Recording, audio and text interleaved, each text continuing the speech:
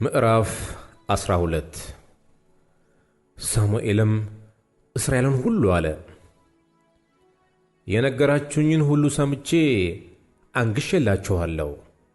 አሁንም እነሆ ንጉሡ በፊታችሁ ይሄዳል። እኔም አርጅቻለሁ ሸምግያለሁም። እነሆ ልጆቼ ከእናንተ ጋር ናቸው። እኔም ከሕፃንነቴ ጀምሬ እስከ ዛሬ ድረስ በፊታችሁ ሄድሁ። እነሆኝ በእግዚአብሔርና እርሱ በቀባው ፊት መስክሩብኝ። የማንን በሬ ወሰድሁ? የማንንስ አህያ ወሰድሁ? ማንንስ ሸነገልሁ? በማንስ ላይ ግፍ አደረግሁ? ዐይኖቼንስ ለማሳወር ከማን እጅ ግቦ ተቀበልሁ? እኔም እመልስላችኋለሁ፣ እነርሱም አልሸነገልከንም፣ ግፍም አላደረግክብንም፣ ከሰው እጅም ምንም አልወሰድህም አሉ። እርሱም በእጄ ምንም እንዳላገኛችሁ እግዚአብሔርና እርሱ የቀባው ዛሬ በእናንተ ላይ ምስክሮች ናቸው አላቸው። እነርሱም ምስክር ነው አሉ። ሳሙኤልም ሕዝቡን አለ፣ ሙሴንና አሮንን ያላቀ አባቶቻችሁንም ከግብፅ ምድር ያወጣ እግዚአብሔር ነው። አሁንም እግዚአብሔር ለእናንተና ለአባቶቻችሁ ስላደረገው ጽድቅ ሁሉ በእግዚአብሔር ፊት እሟግታችሁ ዘንድ በዚህ ቁሙ። ያዕቆብና ልጆቹ ወደ ግብፅ በገቡ ጊዜ ግብፃውያን አስጨነቋቸው። አባቶቻችሁም ወደ እግዚአብሔር ጮኹ። እግዚአብሔርም ሙሴንና አሮንን ላከ። አባቶቻችሁንም ከግብፅ አውጥተው በዚያ ቦታ ኖሯቸው፣ አምላካቸውንም እግዚአብሔርን ረሱ።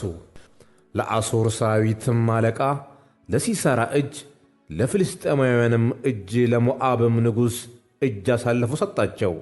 ከእነርሱም ጋር ተዋጉ። እነርሱም እግዚአብሔርን ትተን በኣሊምንና አስታሮትን በማምለካችን በድለናል። አሁንም ከጠላቶቻችን እጅ አድነን እናመልክህም አለን ብለው ወደ እግዚአብሔር ጮኹ። እግዚአብሔርም ይሩበኣልን፣ ባርቅንም፣ ይፍታሔንም ሳሙኤልንም ላከ። በዙሪያችሁም ካሉ ከጠላቶቻችሁ እጅ አዳናችሁ። ተዘለላችሁም ተቀመጣችሁ። የአሞንም ልጆች ንጉሥ ናዖስ እንደ መጣባችሁ ባያችሁ ጊዜ አምላካችሁ እግዚአብሔር ንጉሣችሁ ሳለ እንዲህ አይሁን፣ ነገር ግን ንጉሥ ይንገሥልን አላችሁኝ። አሁንም የመረጣችሁትንና የፈለጋችሁትን ንጉሥ እዩ። እነሆም እግዚአብሔር ንጉሥ አደረገላችሁ። እግዚአብሔርን ብትፈሩ ብታመልኩትም ቃሉንም ብትሰሙ በእግዚአብሔርም ትእዛዝ ላይ ባታምፁ እናንተና በእናንተ ላይ የነገሠው ንጉሥ አምላካችሁን እግዚአብሔርን ብትከተሉ መልካም ይሆንላችኋል። ነገር ግን የእግዚአብሔርን ቃል ባትሰሙ በእግዚአብሔርም ትእዛዝ ላይ ብታምፁ በእናንተና በንጉሣችሁ ላይ የእግዚአብሔር እጅ ትሆናለች። አሁንም ቁሙ፣ እግዚአብሔርም በዓይናችሁ ፊት በሚያደርገው ወደዚህ ታላቅ ነገር ተመልከቱ። የስንዴ መከር ዛሬ አይደለምን? ወደ እግዚአብሔር እጮኻለሁ፣ እሱም ነጎድጓድና ዝናብ ይልካል።